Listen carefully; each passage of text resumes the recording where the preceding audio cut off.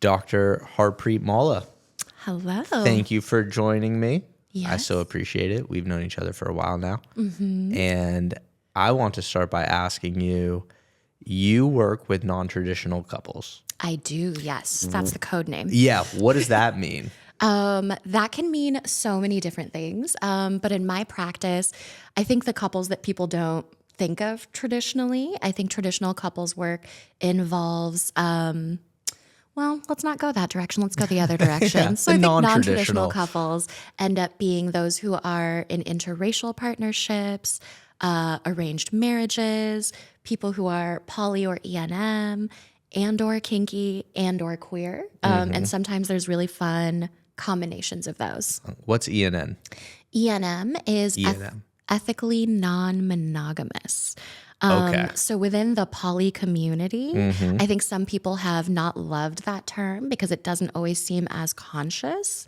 Okay. And so there are people who, say that they're poly, but those are kind of unhealthy people that are just kind of doing whatever they're doing without rules. And so I think ethically non-monogamous came up from within the community to really denote, okay, but we are ethically choosing to do this. Okay. This is how we're doing this, right? Like nobody's getting hurt. Yeah. Say more on that. How do ethically non-monogamous relationships, how are they sustainable? How have you found them to have healthy dynamics? How is that possible?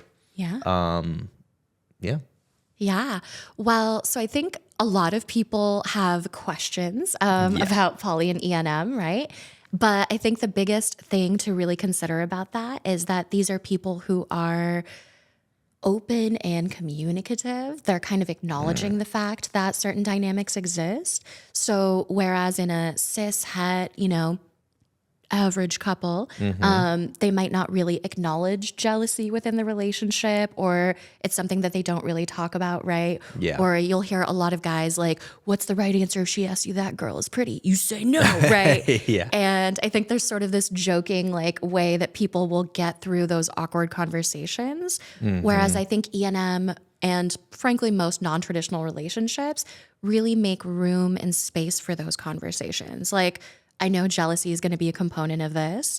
So what are you like when you're jealous? Oh, well, you can tell because I'll get like this. Okay, and then what's our aftercare plan, or what do we do about that? Like if I go on a date with a new paramour, someone that I'm checking out, but then I'm coming back home, what kind of aftercare would you need? I would need cuddles. I would need to know that, I'm still... if they have this kind of constellation, then they would say, I would still need to know that I'm your primary. I would still need to know that you're committed to this, right? And how often do secondaries shift to primaries? And I imagine the dynamics within those relationships shift and evolve pretty consistently. How do you navigate that with those couples? Or thruples, or I think that assumption is tricky because I think a lot of people will kind of maintain a constellation.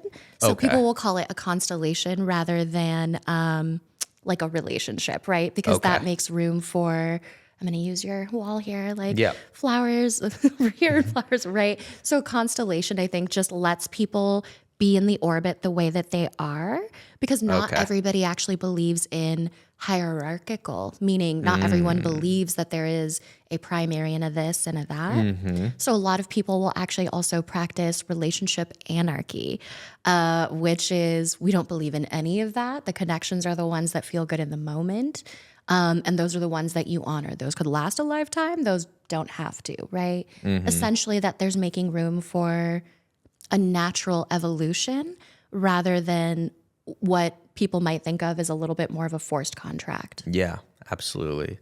So what do you feel like really gets in the way of the success of those types of constellations versus people that do identify as poly versus E&M? Like, what are the obstacles that all of those people might face, or what have you seen to be the biggest barriers to success within those?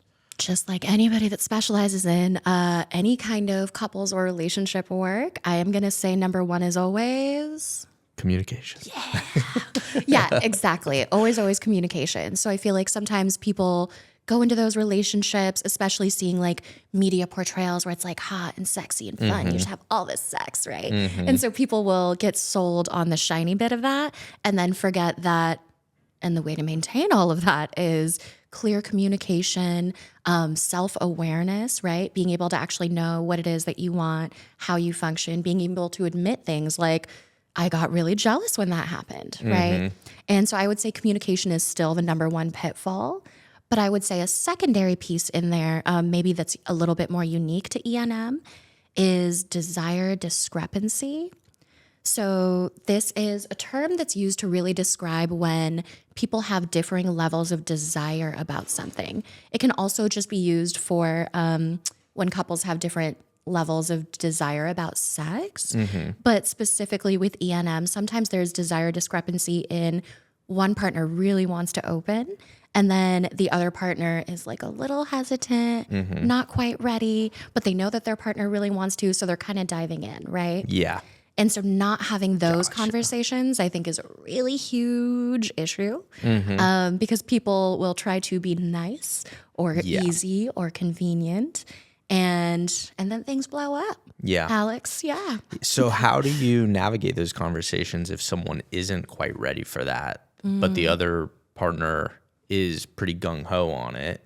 How do you navigate that conflict? Oh, that's a good question. I think it really depends on the individual circumstances, but usually kind of slowing down is step number one, right? Being able to slow down and say, we don't have to rush into this process just because we found out that it's an opportunity. What are ways that we can kind of talk about beforehand? What are we okay with? What are we not okay with? Right? And couples will then just be like, okay, yeah, I'm okay with you like going on dates. What's allowed to happen on those dates? What's not allowed to happen on those dates, right? What level of flirty? If the date kind of extends all night, is that going to be okay? And so I think really just going through the what if scenarios and then having a little bit of room for what's not okay or where we're ready to dip our toe into, but not go past that point. And then again, I used this term earlier, but aftercare. So being able to say, and what's our wind down ritual post a date or post something? Do you need something? Do we want space? Even something as simple as like, what level of information do we communicate to each other, right? A lot of times people will have assumptions about that. And like, I want to know every little detail of everything all day, every day, all the time. That is how I operate in life everywhere. That's how I am as a clinician. That's how I am as a person. I did know that about you, yes. Yes, you do. Yeah. But I think that some people, right, actually prefer the safety maybe of, I don't want to know all the things. Ignorance is bliss. Perfectly okay. Yeah. And if somebody has that preference, just being able to kind of state, hey, I actually don't want to know XYZ details, or I want to know when you've seen your person, but I don't want to know all the stuff that happened after that, right? Gotcha. Totally fine. But I think it's making enough time and enough room for people to have those conversations before and after, right? Because you can have the best ideas of, this is how it's going to be. This is what we're going to talk about. This will make me feel solid enough. And then when the moment comes, things can sometimes shift. Yeah. That happens to every couple, including traditional ones, all day, every day in life. Of course. But I think it's a little bit more of a requirement maybe of ENM couples to make room for those shifts, right? And then navigate that together. Okay, you're right. This feels a lot worse for you than you thought it would. How do we repair from here? Does that mean we have to slow down maybe? Does that mean I have to call this person back? And even though I really liked them, we're not going on that third date, right?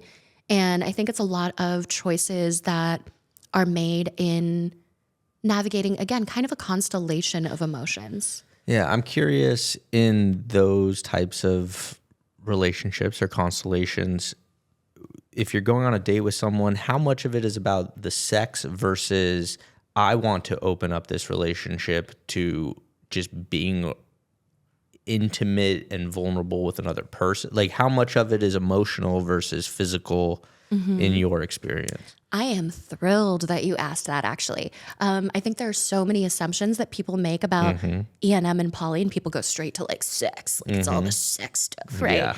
And I think in our culture, unfortunately, that's very taboo, and people get all, I love saying words like that because I like the shock value of, For sure. we said the big word, are we okay? Yeah.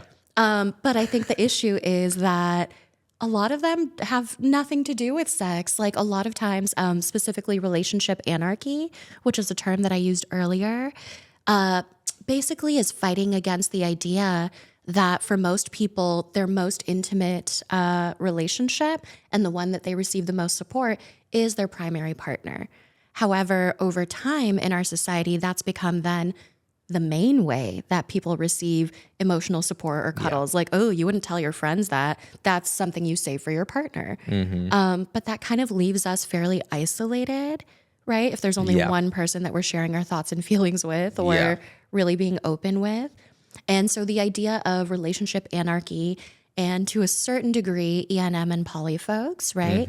And I would put it kind of relationship anarchy and then E&M and then poly for people who prioritize the emotional piece of this. Okay. So kind of a ranking there. Because I think poly, that term, people who still prefer that term, typically are more sex focused, right? However, within all three of those terms or categories, I think people are choosing, how do I want to be taken care of? How do I want to show up in this connection? Yeah. Right? Okay. What are ways that I can get my emotional needs met in addition to? Okay. And then where would, let's say, swingers fall on, like the stereotypical swingers fall on that? Would that be below poly? Because that's more about just sex as opposed to, I mean, I'm making some assumptions here, but correct me if I'm wrong. I was going to say there's some assumptions in there, I think. Educate me, please. So I think E&M is kind of the larger umbrella. And I would say swingers are a category that fall within that. So swingers are typically people who prioritize the primary relationship, and then with their partner, they will play, right? So I think that's like just a unique way of doing it. Whereas for E&M folks, there are opportunities to, do partners play together? Do they play separately? Do they always know about each other, right? But with swingers, there's kind of the assumption that those ideal, assuming two people would then go meet their multiple partners and then let each other know, hey, we're swinging or we're swapping, that kind of thing. That also comes from like the 70s, the free love movement and all that fun stuff. Yeah. So some of that is like more terminology based as well. Yeah. How do you navigate jealousy? Because that must, I would assume that would be probably one of the biggest emotions that pop up in these situations. But I think that something that I always try to remind people is that, oh my God, it happens all the time in traditional couples too. I think there's just worse conversations about it, right? Like you'll hear about like somebody having a work wife or something. And sometimes the other partner will kind of get jealous and be like, okay, how serious is this work wife thing, right? But in terms of E&M and navigating that, I think it is, again, a lot of slow conversations, a lot of people being able to say what feels okay and what doesn't and why, right?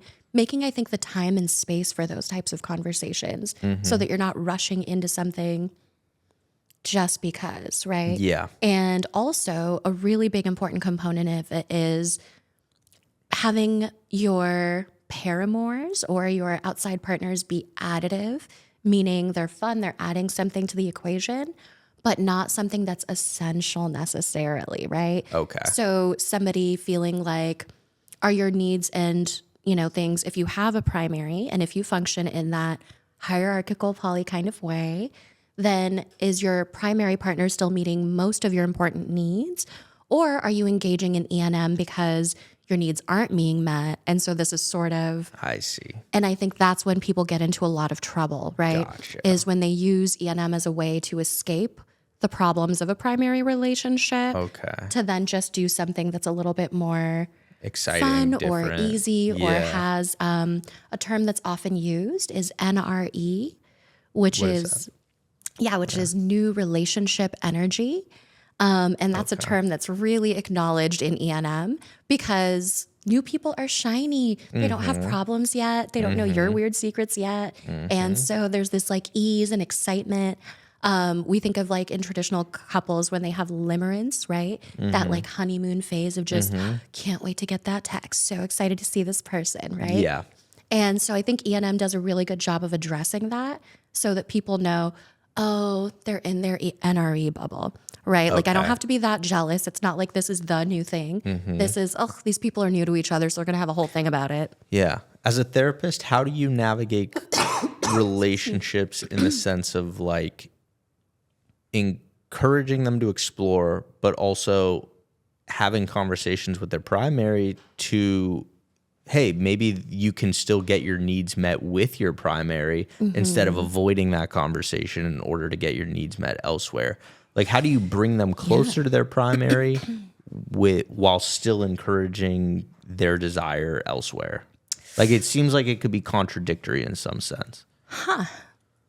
I think there's a couple of ways to think about that. I think it is contradictory if it's not done with some good thought and forethought. But with or without a therapist's help, I think couples can really figure out how to have those conversations, right?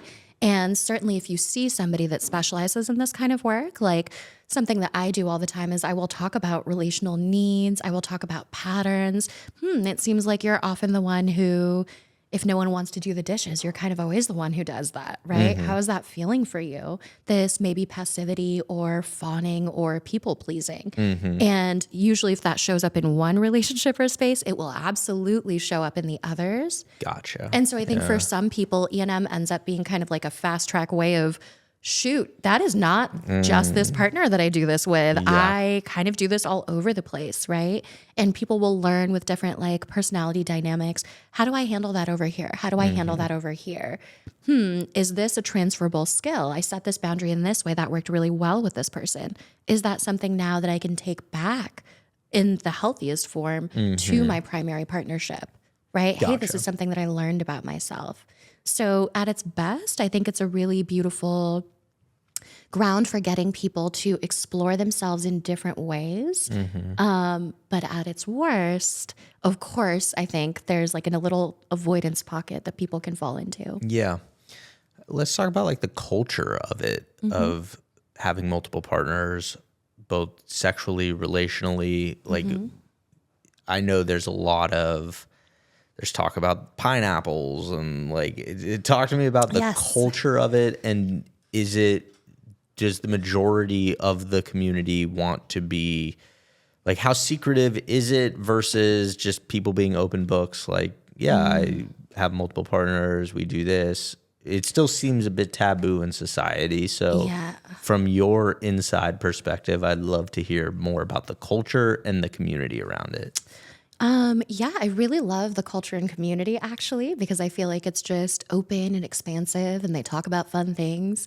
I think since childhood, I've been somebody that just wants to talk about everything all the time. Like, why wouldn't we? It's so exciting to talk about things. If we talk about things, then we know things. If we know things, we can do different. So I'm a weirdo, but I feel like I fit really well in that way with these populations and working with them, because these are populations that talk about the unconventional things or will bring up the taboo topics. And I think that's really beautiful. Lots of open-mindedness. And if you think of like the sci-fi ocean, like psych test, right? Very high on openness to experience.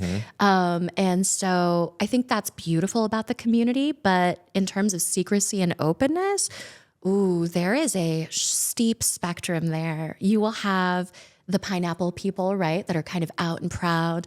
It's usually an upside down pineapple. That's like the little symbol that lets other people know, hey, I'm open to this. Or I know people have told me like on cruise ships and stuff like that, they'll put the pineapple so that people will know like, knock on this door if you want to make some plans later, right?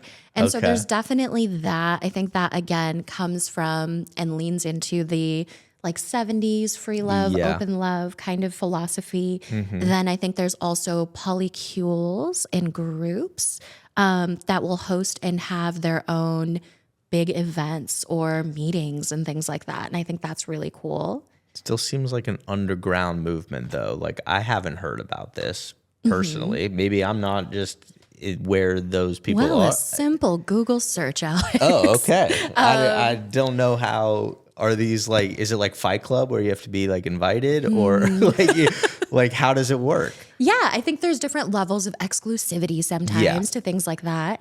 And then I'm going to dovetail with also the kink community here, because I think E&M and kinky folks, they both will have these.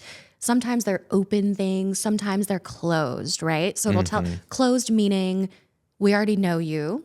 That's who's invited.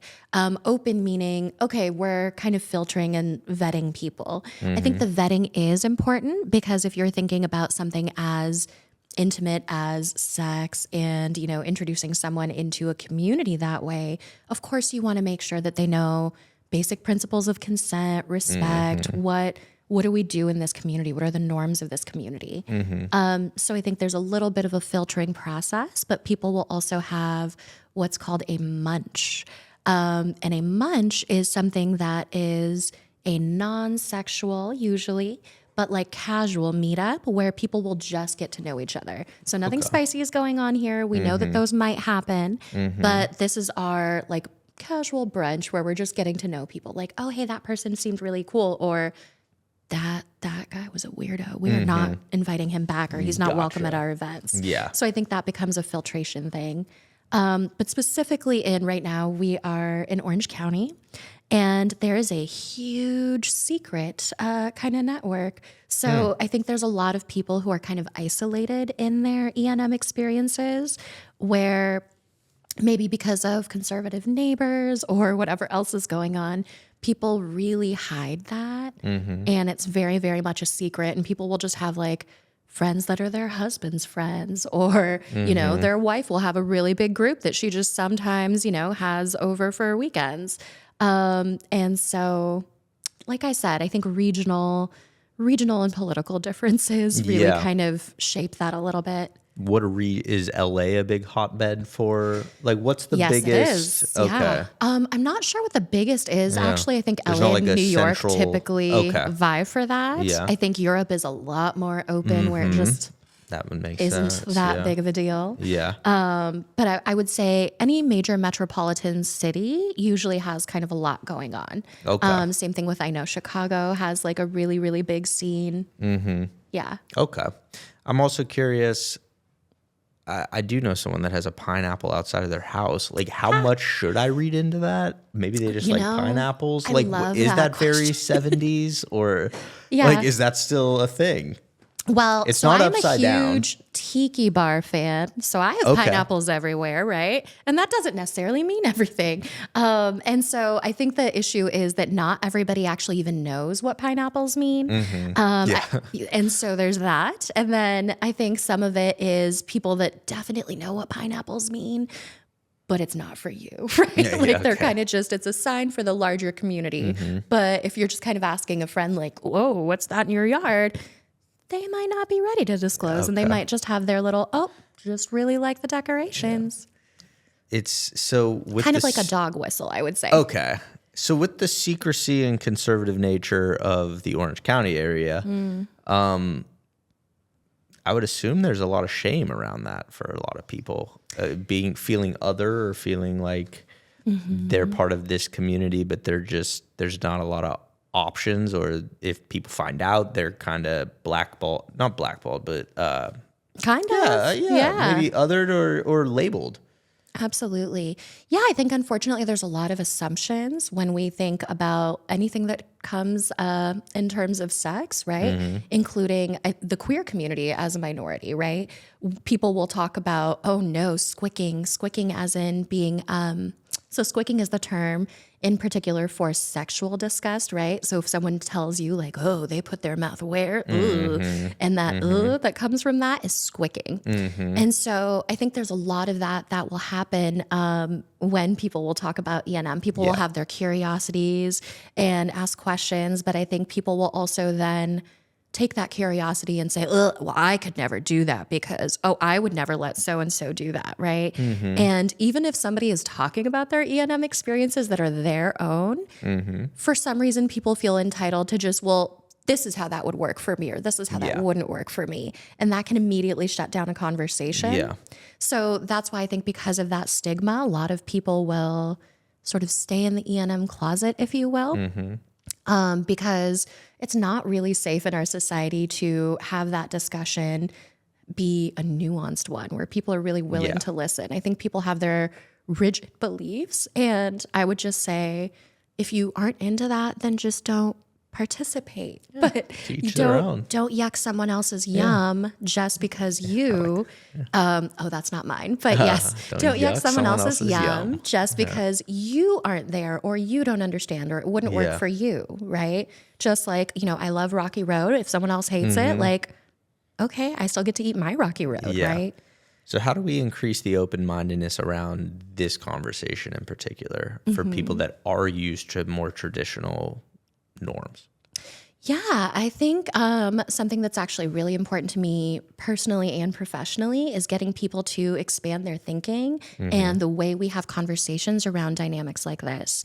The reason being is I think most people have this sort of certainty that they want to keep about relationships. Like, this is the way it works.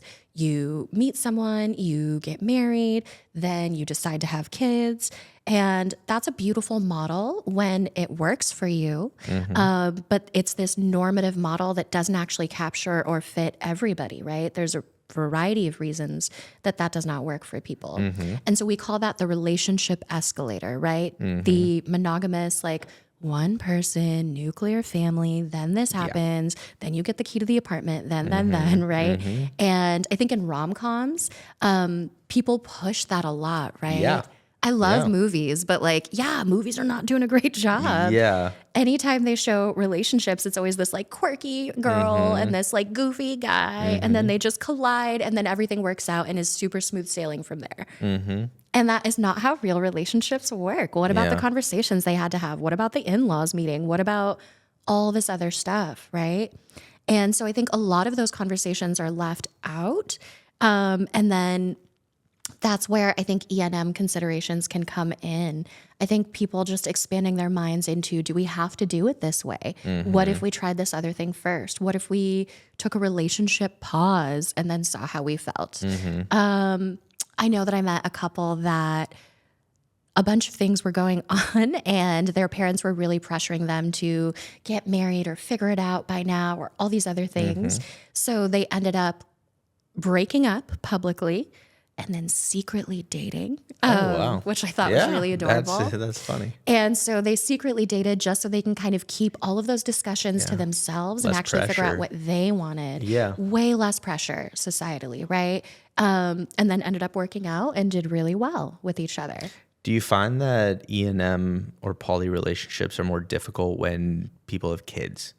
Because then there are more like home life dynamics, more just traditional partnership, like you take out the trash, you do the dish. Like, I don't know. I'm just, is it more difficult, or does it come back to communication? Do you bring in a third person that now they have shared responsibilities? Like what, I know the possibilities are endless, but what is the best way that you have seen to make something like that work? Well, or do kids present a greater obstacle to the success of such constellations or relationships? So I feel like I'm always the most annoying person when people ask me these kinds of questions, because my answers are the real ones, which are, it depends. What we want. Yeah. It depends, right? So I think, of course, for some people, having kids like kind of ruins it or makes it really difficult or puts several hampers and barriers, like the kids asking questions or scheduling or a million other things, right? Or having like the PTA moms that live left and right of you. And so suddenly that's like putting a damper in on how much you want people to see in your neighborhood. But the other side of the coin there is there are so many people that I know in E&M lifestyles that do have children. Some of them are open with the kids about this is, mommy's boyfriend or daddy's whatever. and I'm using traditional gender, but of course there are people who are all kinds of everything. But people will then actually be open with the kids sometimes. More often, I would say there's not that level of openness, but people will practice what's called kitchen table poly. So kitchen table poly is where everyone knows each other, even if everyone isn't physically involved. So this is kind of the opposite of that don't ask, don't tell, I don't want to know thing. This is everybody knows everything that's going on the whole time, right? And then kitchen table, as in we all gather around the kitchen table. So sometimes it can be really beneficial, and people will have these sort of it takes a village to raise a child constellations where it's a lot easier. Now this person can do the pickup and that person can do the whatever. And these two are going on a date. And so this person's stepping in. And sometimes it works really, really beautifully, actually. I do think that that's rare because it takes a lot of hard work and a lot of great, consistent communication. But it absolutely happens. How successful are these types of constellations and relationships? And I know that lies on a spectrum, but what I mean by that is it seems in my life and my work, it seems like communication between two people is hard enough. So when you introduce more people, now there's so many different moving parts and dynamics. How successful is it? Is it really difficult for you to find success in your work in these types of constellations and relationships, or are the majority really successful? What does it look like? I know it depends, but I know. I was like, oh no, I'm going to say it depends again. No, but I'd say I'm curious on the success rate. Yes. So I don't know that there's official stats, again, because I think there's a lot of secrecy in the kinds of research agencies that are doing any research on it, kind of smaller sample sizes, or there's a lot of disagreement. But I think the bigger answer really is that they are very successful. There are a lot of people that are successful in them, sometimes for a phase or a period or a chapter of their lives, sometimes for an entire lifetime. So people will call it the lifestyle when they're committed to it a little bit more long term. Sometimes people will they had a really bad breakup. This is their soft launch back into dating. And then maybe they're done with it after a chapter, right? There's no right or wrong answer. But I think the thing to consider when we ask that question of how successful is typically people will look at it as like, okay, this weird thing that people are doing, like, is it even okay? And people will justify their not wanting to try to understand it or make room for that with, okay, see, it's unsuccessful. See, it doesn't work. But to that, I would talk about traditional relationships and our super delightful, I think Orange County has a divorce rate that is 70-something%. Wow. I don't know if you knew that. It was super I did not know it was that high, but so. And then I think 50% nationally. And so how can traditional couples talk about any sort of success rate at that point? And again, I believe in love. I actually really love love. But I think that when we talk about these relationship assumptions, there's a lot of things that are changing in our society. And I think we just need to make room for different people doing what works for them without thinking that means now I have to do that thing that person is doing, right? So I think I would argue that people should really just take some time to reflect on what their relationship needs are. And how they'd like to get them met. And if you are partnered, talk to your partner about that, right? How open would you be to something like this? How open would you be to something like that? Again, I think terms are really important here because if we think of, again, a cis-het traditional, law-abiding couple, they still have things like work wife. What do you think a work wife is, right? Why is there an emotional support person for this dude who's just going to work, right? Yeah. And there is kind of some E&M vibes there, right? Yeah, absolutely. So how do I phrase this? I'm curious. So you mentioned, is it problematic if someone is using it as a distraction? How do you navigate that piece of it, is it then not doable, or is it, hey, you need to go back to the drawing board and explore like what individually is going on with you? Or if their needs aren't being met in one area and they're meeting it there, is that like, how is there a way to make that healthy? Yeah, again, I think as long as everything is communicated and consensual, then do whatever you want, right? I think that's kind of the beauty of most of life, is what is the exact right amount of ice cream to eat? What is the appropriate amount that we should all be eating, right? And that's a swing. People will have their preferences. I think same thing with something like this is people will have their preferences, right? Yeah. Sometimes people will be E&M, but they will only see a paramour like once a month, and that's their version of E&M. Some people, there's like a weekly schedule that is on a shared calendar that all the partners get, right? And it's sort of like Tuesday morning brunch is this person's this time, right? So lots of coordination, but I think it really depends on individual relationship needs. Yeah. And then attachment style also plays a huge part into it. And then I think somebody's ability to communicate, right? What they're actually wanting and needing, which necessitates, I think, a certain level of self-awareness that not everybody always has. So I think being self-reflective, whether that's a journaling practice or going to therapy or whatever, is really vital when someone's engaging in E&M. But at the same time, there's nothing that says relationships can't be just for fun or that they all have to lead to something long-term. Do you think people could be in love with more than one person at a time? Yes, easily. Yes. Yeah.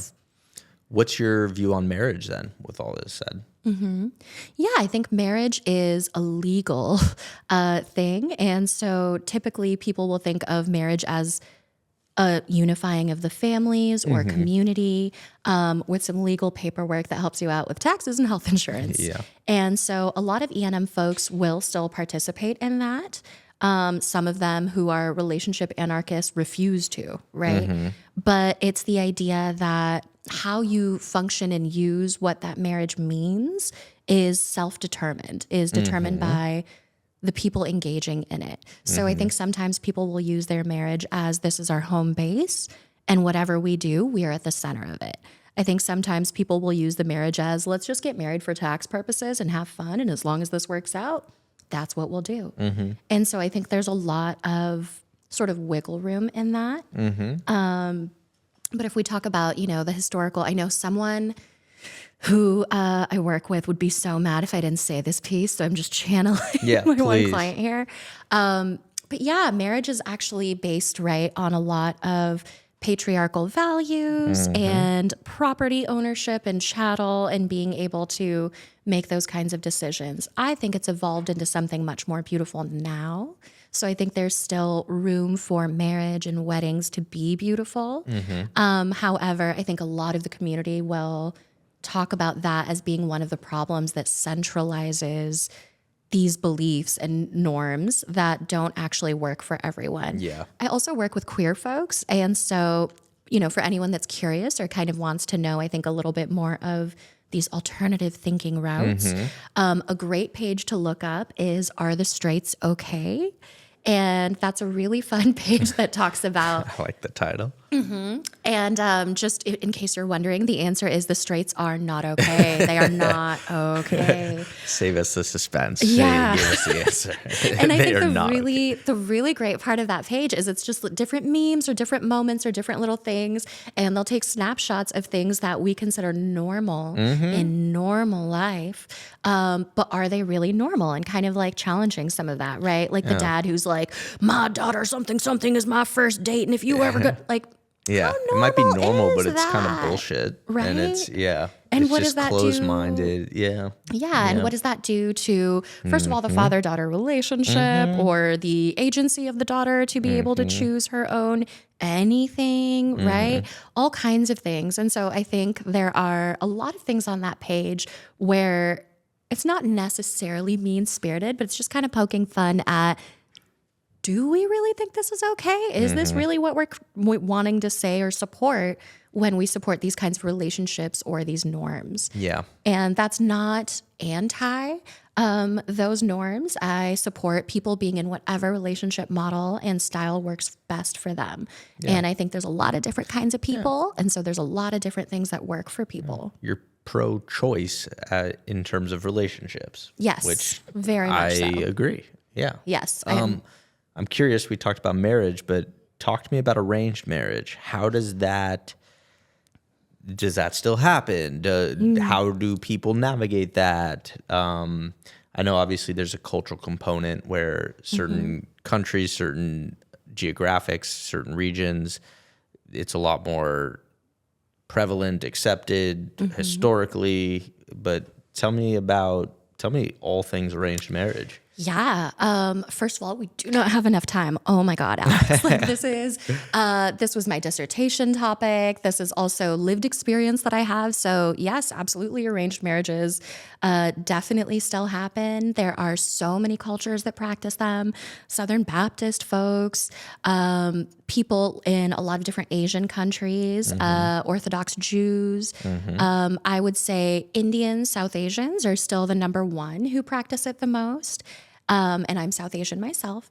But a lot of the research I think is tricky because, again, there's a lot of outdated assumptions that people have about arranged marriages. Like, are they forced marriages? No, there's still absolutely choice involved. And I think also it's modernizing. So it's a little bit different to grasp. So it's not like, a king and queen arranging that their 2-year-old and, the cousin from the other kingdom's 5-year-old are going to get married when they grow up. It's not necessarily that feudal anymore. But I think there's a lot of, I think of like, in a sitcom, like the nice Jewish mother being like, okay, come to dinner and we're going to have a nice boy over and you see how you like him, right? So there's that family setup. But then, of course, the two people still get to say yes or no, I do like this person or not. So there's still choice involved, yes. Definitely still choice involved. But I think arranged marriage really just means that there's familial involvement in the selection and that there's sort of a pre-approval process that is beyond just the two people involved. That can have a lot of pros and cons, right? So at worst, people will worry about, does the person have any choice? Are they just going along with what their family wants, which is a huge problem, right? Because then when they're alone in that marriage with that one person, they have to figure it out. But at best, I think there's also people who really have the support of their community and family that is an extra level of just making sure we all get along before they get married. And I think that can actually be really supportive because then it feels like there's two communities that are really getting married, two families, rather than just two individuals. And then we have to like figure out in-law stuff. Yeah. So again, it depends. It's very, there's not a one size fits all for any of the stuff that you practice, it sounds like. No. And that's actually what I love the most about it.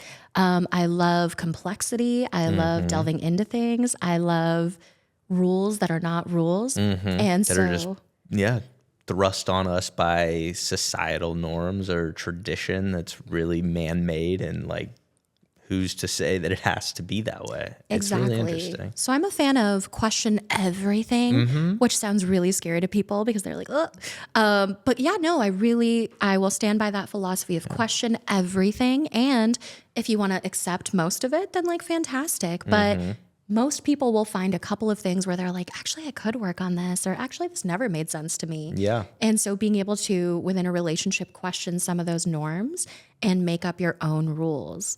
So I actually did a book chapter on arranged marriages, and I got to, label some of the like headings and titles and stuff like that. And I was so happy to label one of them Evolution and Revolution.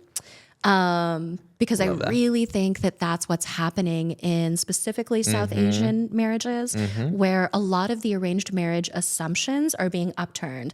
Like, for example, there are queer arranged marriages now where parents are like, okay, you're gay, but we still need to be involved. So, all these different kinds of things where I think people are shaping and reshaping traditions, making old traditions new or updated for who they are. Yeah.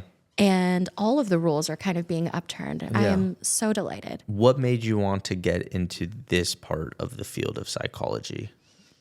Yeah. Because this is a very particular niche and specialty. And I'm just curious, in your life, what led you to want to work with non-traditional couples? Yeah.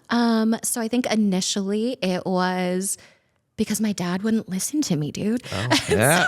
Yeah. Just, Yeah. traditional eldest daughter things. Yeah. But yeah, he was all about arranged marriage, and I was undecided at the time about what I really wanted for my own life.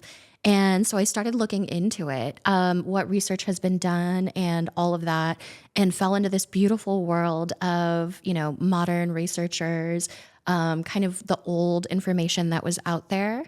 And I think from there have just always loved talking to people about the things that really make them come alive or most important in their lives. And so for a lot of people, those are their community, the connections that they hold dear, their relationships. Attachment ends up being a really, really huge thing in most therapy, I would say. Yeah. And so with that, I think anytime at my agency, I had an agency job where I worked in a group practice. And I think anytime there were like tricky clients or clients talking about weird sex stuff, it would kind of be like, okay, send them to Dr. Malla. She's the weird sex therapist. I'm the weird one. I love it.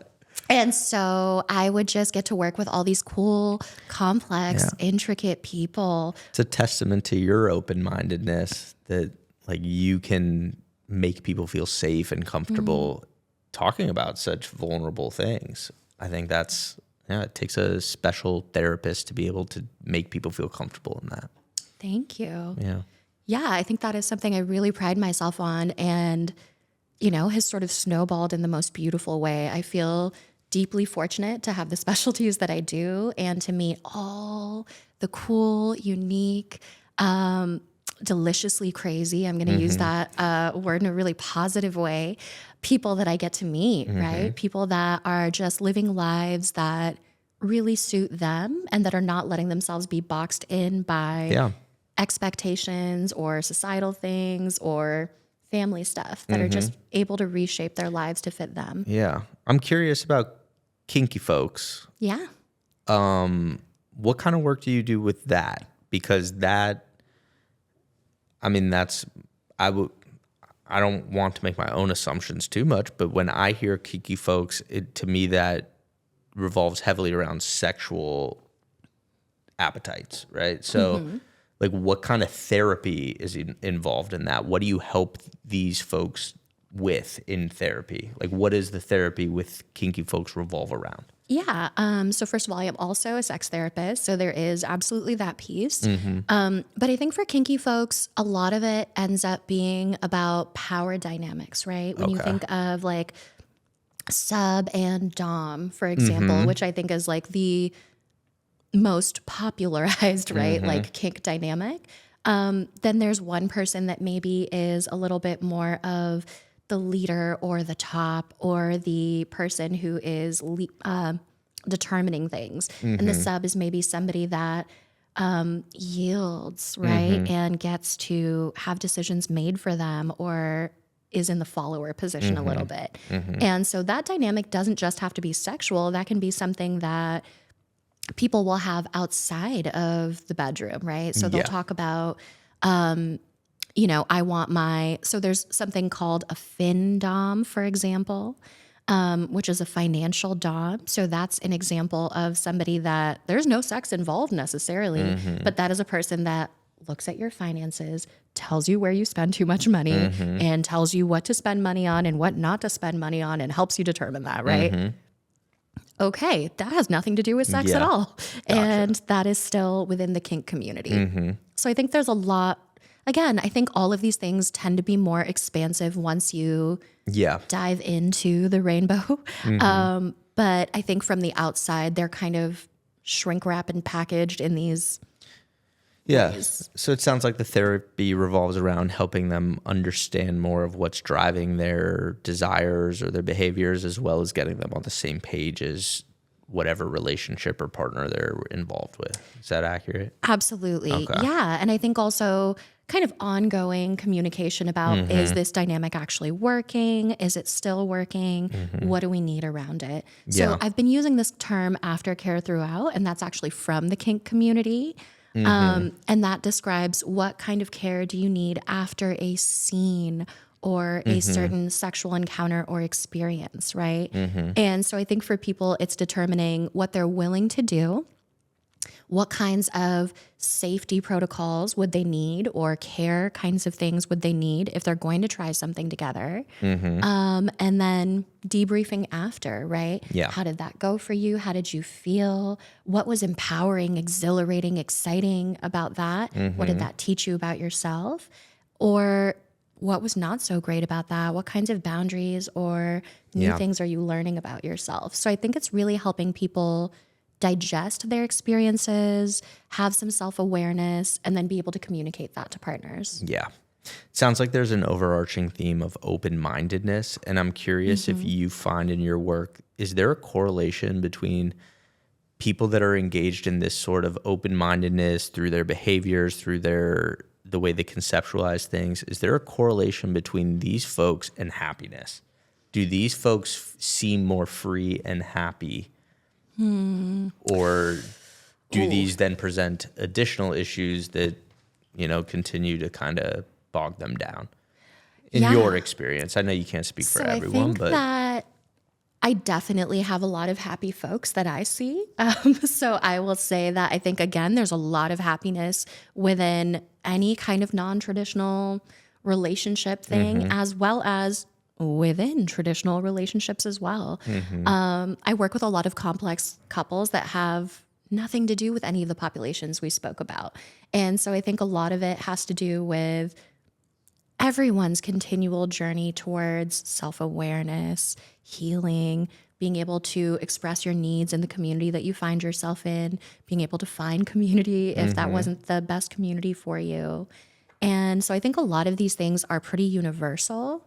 yeah. And so I don't think that one group is necessarily happier or more satisfied than the other. My dissertation research on arranged marriages was kind of the same. It wasn't necessarily like which is better, because I know that's a question people want. Yeah. But it was what works best for whom, based on these personality factors, based on these kind of attachment quirks, right? What works best for whom really matters. Yeah. So I would say there's happy people in both camps and all over the place, but it is just providing support to people, I think, that are navigating life. Yeah. It sounds like, again, another overarching theme is just open-mindedness and communication. Yeah. Yes. I mean, that seems to be the theme regardless of what type of relationship. Even, and when I say relationship, it doesn't even need to be partner or sexual, just friends or just anyone in your life. It seems to be open-mindedness and communication. Absolutely. Yes. And I think communication is the biggest piece of that, where in, I think, traditional relationships, there's a lot of assumptions, right? Oh, the guy does this and the girl does that, or the 3-date rule, all these assumptions. And I think when those work well for you, you don't question them, and that's fantastic. But if that doesn't quite work for you for one reason or another, I think that's when it's just worth taking the time to kind of figure out what you want and need and how do you say that to people. But I think that's such a struggle, because then people feel this guilt for not fitting in or not being normal or being weird. Or if I say that, then I'll get rejected from this person. Yeah. And fear of rejection or being alone, I think, is something that's really pushed on us societally a lot. Like if someone says that they're single, right? There's this immediate, oh, Yeah. what does that mean? Yeah. How do you know that the single person is not living their absolute best life and the person in a marriage maybe is not doing so well, right? The issue is just the assumptions in either direction rather than just the openness to, hey, what's working for you right now? Yeah. How do we overcome that, in the sense of, how do we overcome, I guess, those labels or people that are feeling like they're being rejected, or how do you help people overcome the fear of rejection is really what I'm asking. Yeah. Well, those are two kind of different questions. Yeah. On the first one, we listen to cool podcasts Yeah. with people who have guests that talk about weird things.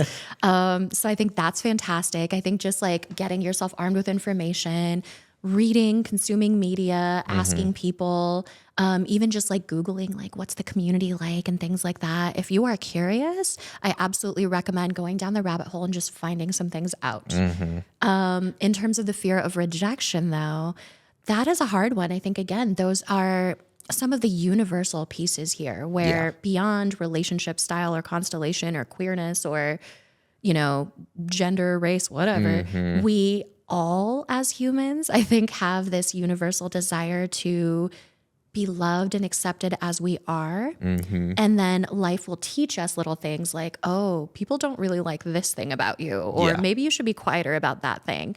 And I think the great tragedy is when people will take those childhood experiences and then just run with them for life. And they'll fold themselves up into these tiny little boxes and live out their whole existence that way. Yeah. I think that is the tragedy. Because I think when people allow themselves to unfold just a little bit or dive their toes into kind of harder conversations, that's when I think magic happens and people are able to at least find maybe that one other person that also doesn't think that this is weird. Or find community or spaces where different parts of yourself can be honored. And that might not be in just one community. I couldn't agree more. I thank you for sharing that. You put that way more articulately than I ever could have. So thank you, which you tend to do when we're in conversation. Where can the people find you? Yes. My website is, as we were discussing earlier, perpetually under construction. But people can find me on at Dr. Malla Psych on Instagram. So that's DrMallaPSYCH.